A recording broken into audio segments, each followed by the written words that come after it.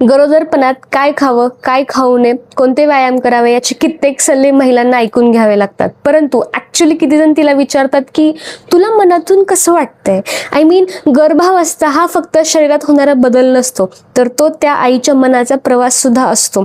आणि या फेज दरम्यान पत्नीचे मूड स्विंग समजून घेणं, तिच्या भावनांना स्पेस देणं, तिला प्रेमाने जपणं, या सगळ्या गोष्टींकडे तुम्हाला महागर्भसंस्कार हे पुस्तक एक युनिक दृष्टिकोन देतं. आणि हे पुस्तक वाचून बाजूला ठेवण्यासाठी नाहीये, तर याच्यामध्ये तुम्ही बघाल की यातले हे जे नोट्स आहेत ना, ते तुम्हाला लिहिताना, वाचलेलं समजून घेताना एवढे कामाला येतात की हे पुस्तक 9 महिन्याच्या प्रवासात कंटिन्यू तुमच्या सोबत राहतं.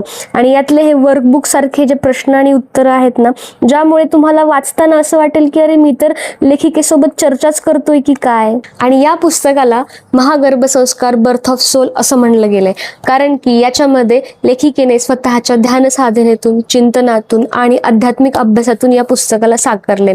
कारण की याच्यामध्ये तुम्हाला घरातलं वातावरण चांगलं कसं ठेवावं, सकारात्मक गर्भसंस्कार कसे करावे आणि त्यासोबतच गर्भाचा आत्मिक प्रवास काय असतो याच्याबद्दल सुद्धा सांगितलं. मग हे पुस्तक गर्भवती महिलांनी वाचायची तर गरज आहेच, त्यांच्या नवऱ्यांनी सुद्धा वाचलं पाहिजे आणि आई वडील होऊ इच्छिणाऱ्या नवीन जोडप्यांनी सुद्धा वाचलं पाहिजे. यासोबतच ज्यांची मुलं मोठी झाली आहेत ना, त्या पालकांना सुद्धा हे पुस्तक खूप काही देऊन जातं. कारण की सुंदर पालकत्वाची सुरुवात तर बाळाच्या जन्माआधीपासूनच होते. सो हे पुस्तक वाचा, कसं वाटलं मला कळवा.